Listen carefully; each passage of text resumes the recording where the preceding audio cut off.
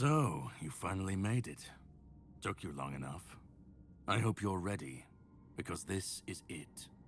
The beginning of the end. This is the Charred Conclave, a graveyard for druids, burned alive as scapegoats for the Red Death. It's a reminder of what happens when people fear what they don't understand.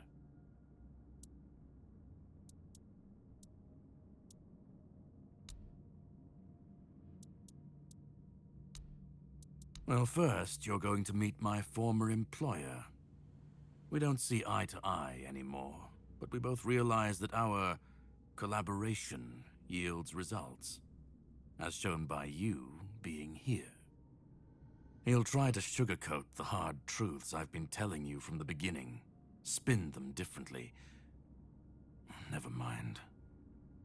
Why waste time here talking about it when you're just a step from the end? It's best if you just go forth and see for yourself. To greet you, I was once where you are now. A knight with questions, searching for answers. That search led me to this place. And here I found my answers. Now it's your turn. They spoke out. They should have stayed silent, kept to their herbs and potions, but they didn't. They believed their ancient knowledge, ugly and painful truths from times long past, could save Avalon from the plague. And maybe they were right. But people don't want the truth when it's covered in blood. Cruel rituals, sacrifices, hard choices in search of real results. They called it wisdom, knowledge gleaned from the weirdness itself. But to the people, everything they did was unnatural, costly, and frightening. The druids believed their results would justify the costs. They thought Avalon would see them as saviors. But the people didn't understand, and fear turned to fire. The Red Church and their politicians made sure of that. the druids became a convenient enemy, a way to shift the blame and tighten their grip on power. It's always so simple, so banal, isn't it? Well, death doesn't always mean an ending. It was a sacrifice so costly, so cruel, so pointless, that it tore a rift in the fabric of this world. An ultimate wound. And so you're the closest you'll ever come to seeing the true shape of this world. Just remember, this is the point of no return. Once you've stepped through, there's no going back. But if you've come this far, I suppose you already knew that. Go on. He's waiting for you.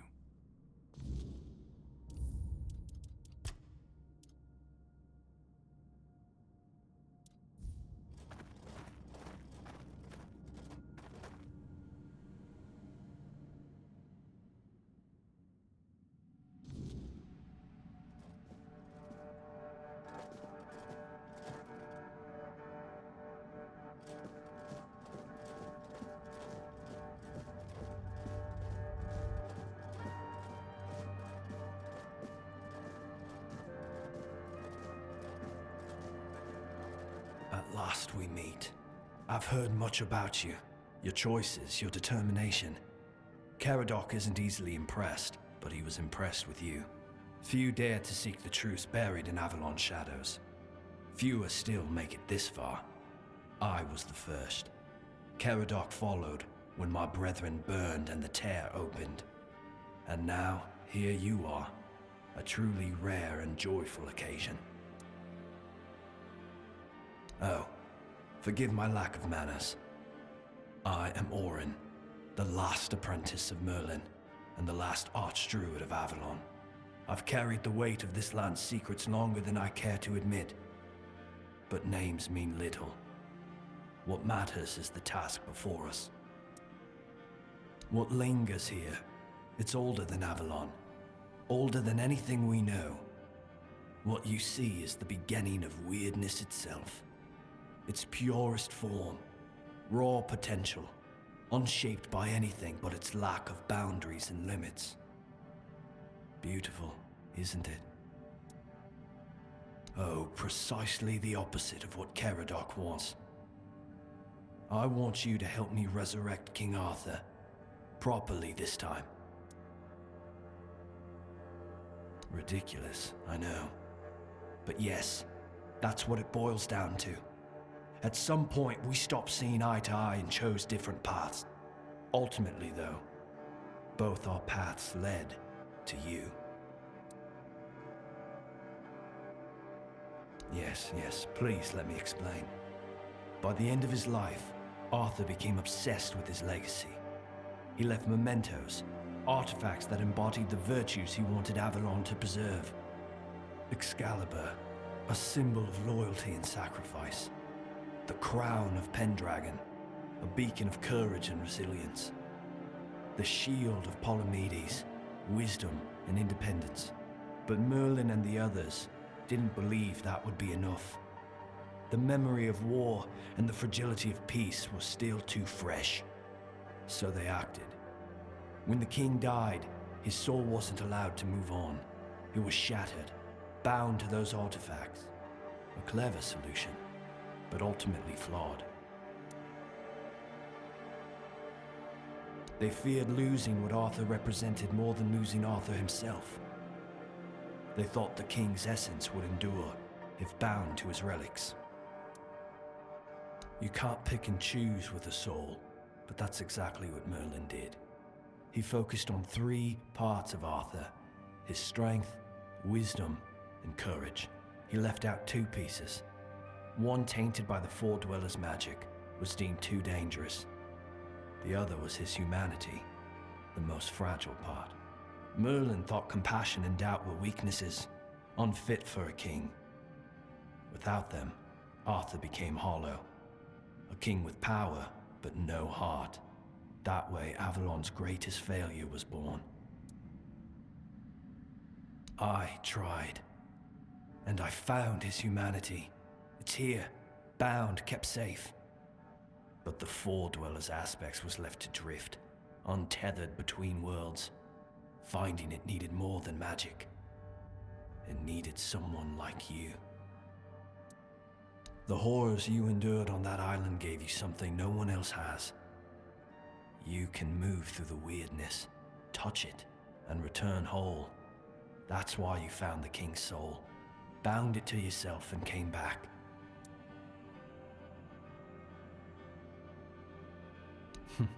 You flatter me. No, I couldn't have predicted all of that. I merely nudged the Red Church in the right direction and asked Caradoc to assist where I couldn't. I can see you're still doubting me. I want to bring back our king, whole and complete. I want him to lead again and safeguard Avalon's future. Because I've seen what happens without him.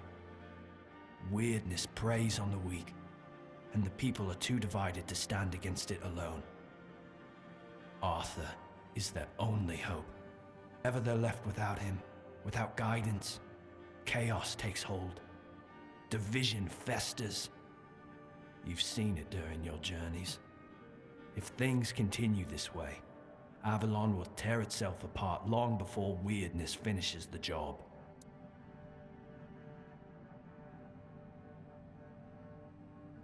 Then Avalon falls, and with it everything we fought to protect. But I don't believe I'm wrong. Help me bring the king back, whole and complete. That's all I ask of you. Now you need to go further. I made my case. Please keep in mind this is the only way for Avalon to survive.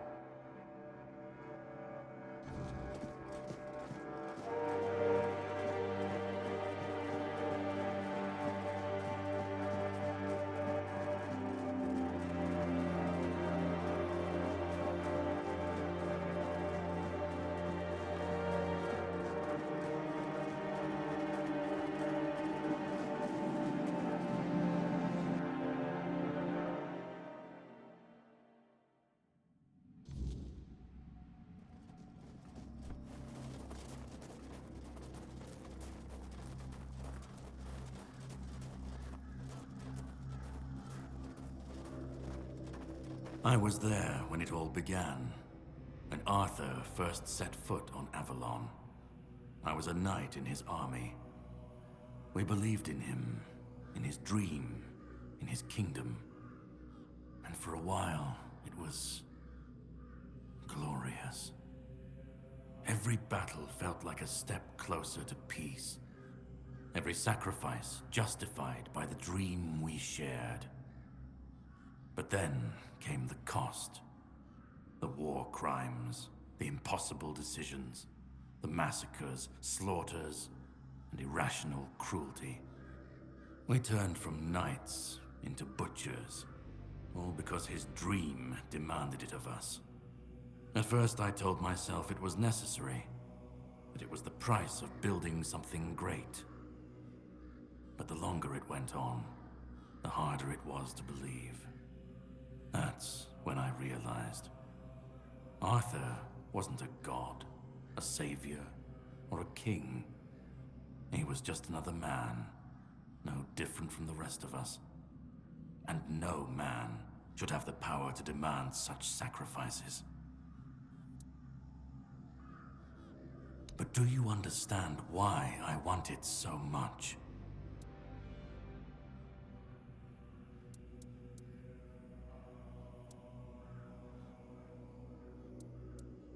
I'd like to believe that after 600 years I've moved past pettiness. You need to understand that people thought, and still think, that he was more than human. But he wasn't. He made mistakes, just like any man. And the cost of those mistakes was always paid for by others. I've seen what happens when people cling to kings and myths. They wait, they follow. They waste their lives on promises that never meant anything.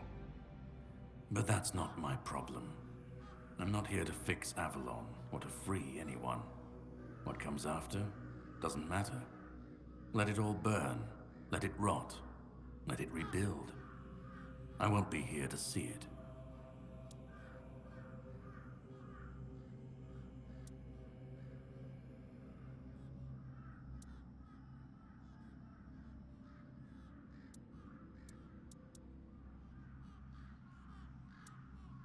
Then let it. If this world can't stand without a dead king propping it up, maybe it deserves to fall.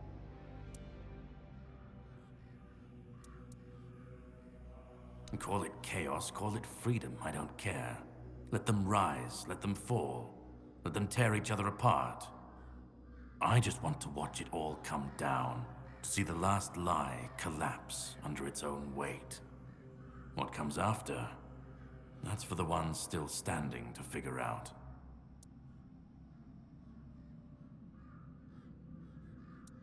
Let them stand, let them fall. It's not my concern. If the weirdness takes them, so be it. At least it won't be another king's failure. Another lie propping up a dying world. It'll just be what it is.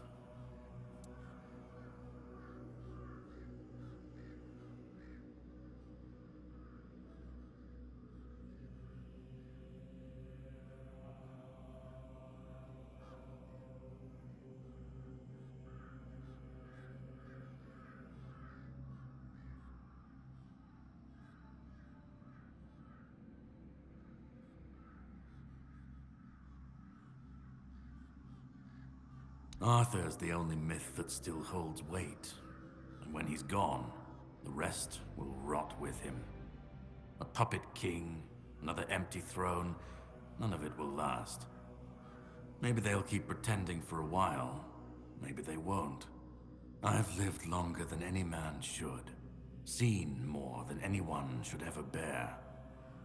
And I've waited centuries for this moment, this chance, to end it all. To end him.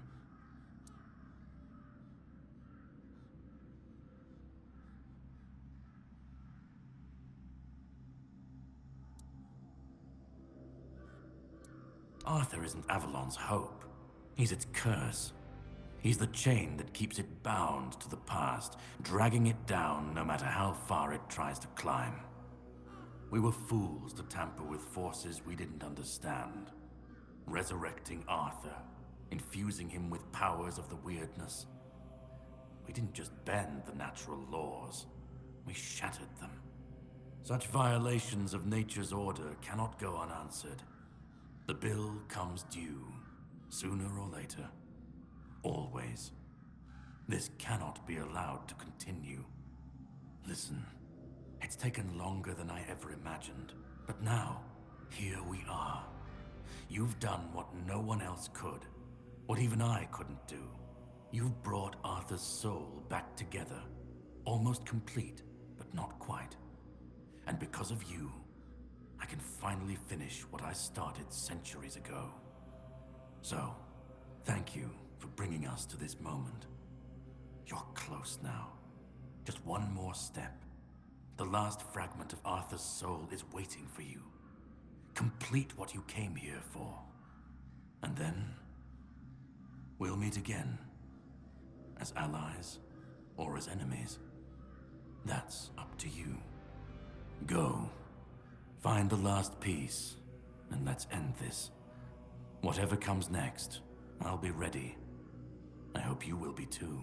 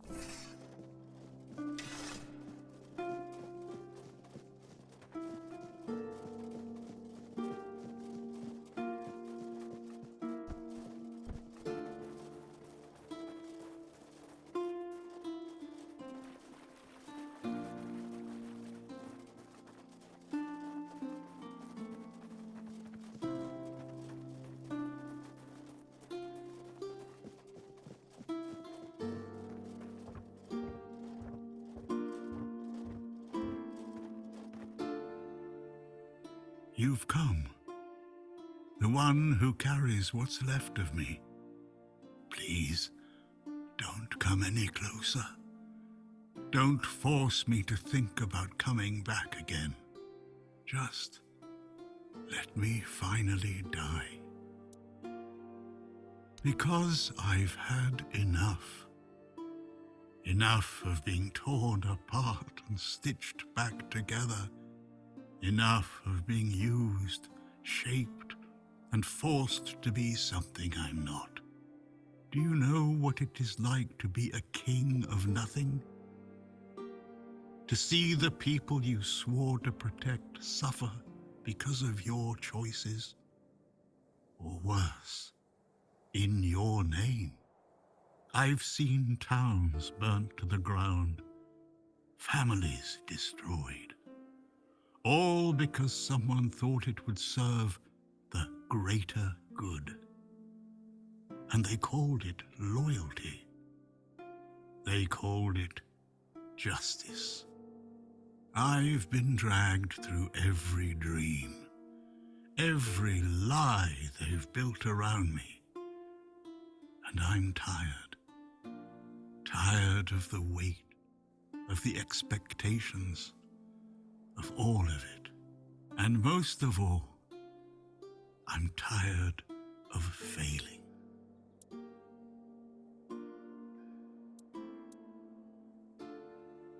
I want release. I want to stop being a tool in their endless struggle. Kill me. Destroy the last piece of me and use the energy however you wish. Take it yourself and become the new king. Give it to someone else. I don't care. Just don't let me come back again. Orin wants a king, not me. He doesn't see the broken man behind the myth. He sees a symbol, a weapon to wield against the weirdness. But symbols aren't people. They're empty. And the more they're used, the more they hollow out the one who carries them. That's all I've ever been to Orin and the Druids. Do you know what it's like to be a weapon? To be forged, sharpened, and thrown at every problem? He thinks ending me will free Avalon. But what then? Without an idea, a light to guide them, they'll stumble, lose their way, and turn on each other. People always seek something to follow, something to believe in. Take that away, and they'll tear each other apart trying to find it. Or worse, build something even crueler in its place. Let me die. Not as Arthur, not as the king, just as a simple, normal human being.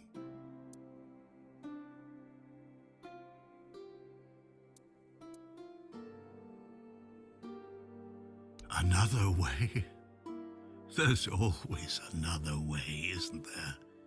Another cycle, another resurrection, another lie to keep the world spinning. But please, not for me. Not anymore. I've had enough. I don't want another chance. I want this to be over. Isn't that what you've been doing all along? Carrying what's left of him? You've already taken up the humanity I was meant to represent. Doesn't that prove Arthur doesn't need me anymore? I don't care. Do you know how freeing that is, to finally not care what happens next? Whether Orin gets his king or Caradoc gets his ruin? To not feel the burden of all my failures? To not see my memory tarnished, my plans, goals, and ambitions dragged through the mud? To not see the suffering my name causes? No more deaths in my shadow. No more kingdoms built on my bones. Do what you think is right. That's all I can tell you, because whatever you decide, it will finally be your choice, not mine, not theirs. And that's the only thing I've ever wanted. You hold the choice. I don't care who you side with, Orin, Caradoc, or no one at all. You have all of my soul. Use it. Take it for yourself, or give it to someone else.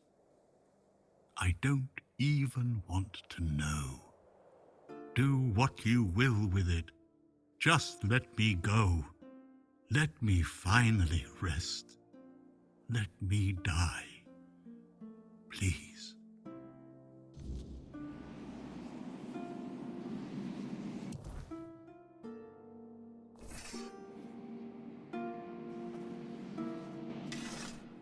Let me.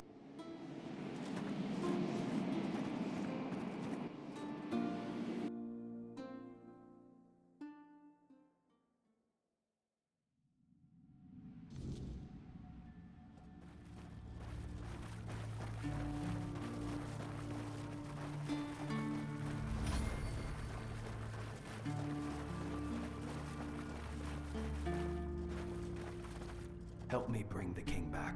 Whole and now you need to. I made my case. This is the only.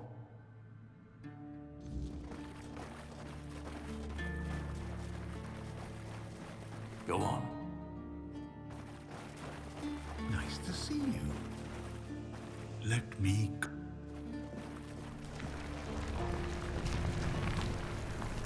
You carried a dying king across the bones of a dying world. Now you stand before what started it all.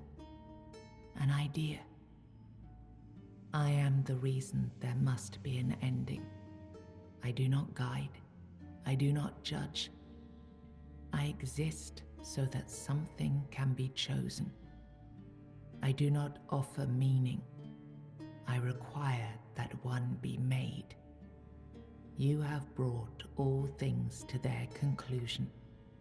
Now, decide what must remain.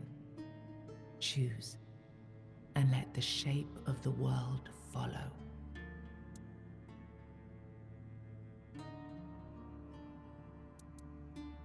You will be seen. You will be followed. You will be blamed. You will shape the world to become its witness. You will vanish into the story you chose to restore. You will break the frame, and what follows will not remember you.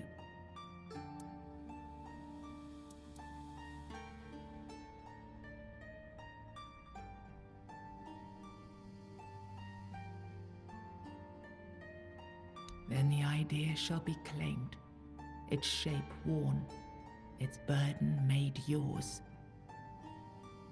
But first, you have to bring silence to what refuses to be forgotten. If this is what you want, then take it, my friend. But promise me you will learn from my mistakes.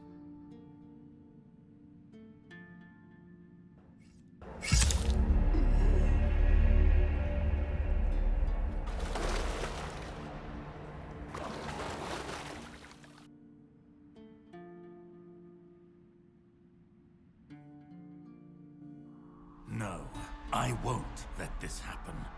Not again.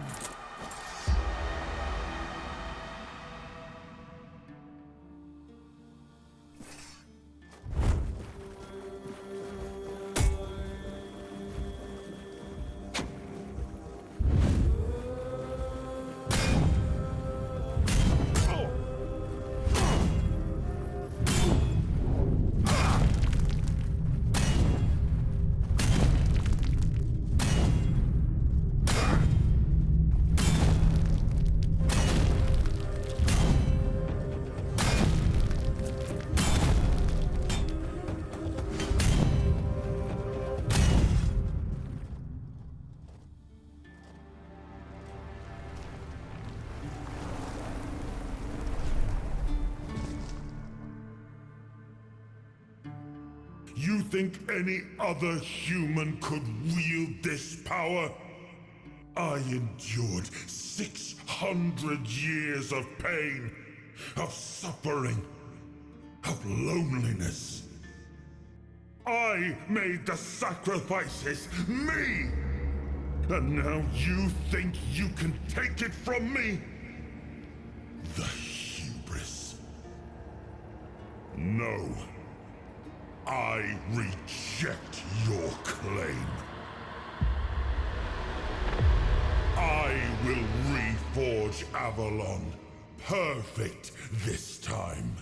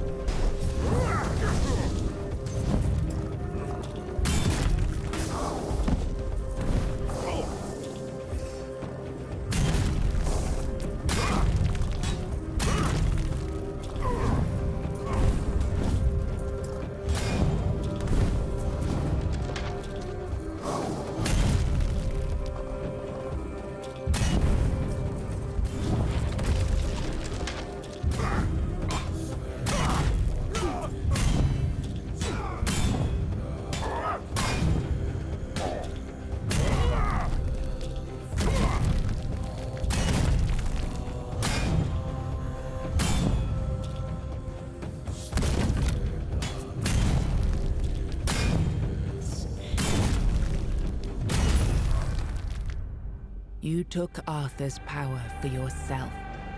Whatever drove you, need, ambition, or will alone, the strength of a king was now yours to command.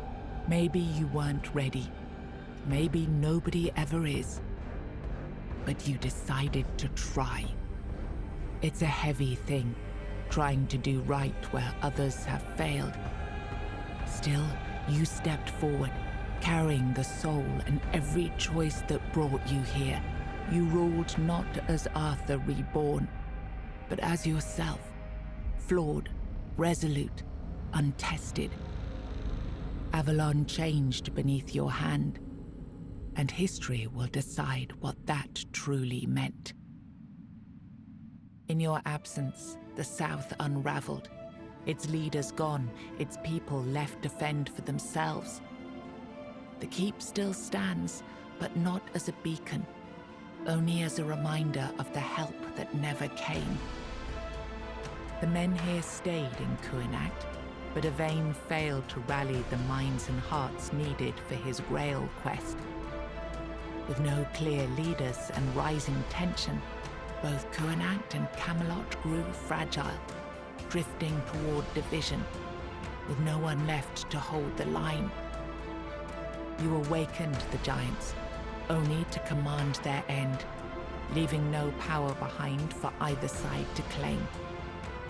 Without their strength, the balance held, but the divide between Camelot and the Dal Rita remained, wide, bitter, and far from settled. Nianta left Kuinact with Yvain, and her fate remained unknown. Yet among the people she once served, tales of her devotion and courage endured, and her name was remembered with respect. Maggott chose to remain in Kuinact, and the people stayed with him. Over time, they grew to trust him and often sought his wisdom. In time, he took on an apprentice, planting the first seeds of a new druidic tradition. Eothra left Kuinact alongside Yvain, despite concerns about his age. His fate remained unknown, but the people admired him for finding purpose at the end of his life, and spoke of him with lasting respect. With Helmi as the new matron, the Volca returned to their former glory with renewed ferocity, their berserkers filled with an aggression that stirred quiet fear among the other tribes. among the united tribes of the Dal Rita, the Volca were treated with equal parts awe and mistrust, seeming to teeter closer and closer to madness. Ingui turned away from the eternal sleep, choosing life over dreams. In time, she began to rebuild the Thoid among the living, planting the first seeds of a new future for her scattered people. Under Stronner's leadership, the Ulfra found new strength. He rebuilt the tribe and reunited them with the rest of the Dal Rita, restoring their place among the tribes of the Forlorn Swords. With the Stagfather slain and the old bonds broken, Balaam led the Svine towards a new path.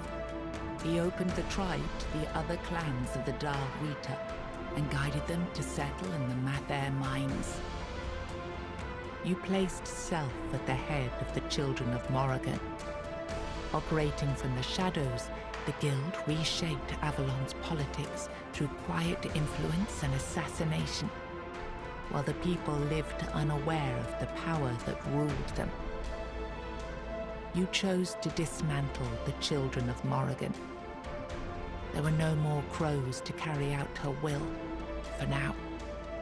Morrigan withdrew into silence, patient as ever, waiting for the day when new souls would rise to serve her again. When the Red Death claimed you, Elisa withdrew from the world. Haunted by fear and grief, she lived as a recluse by the sea, choosing isolation over risking another loss.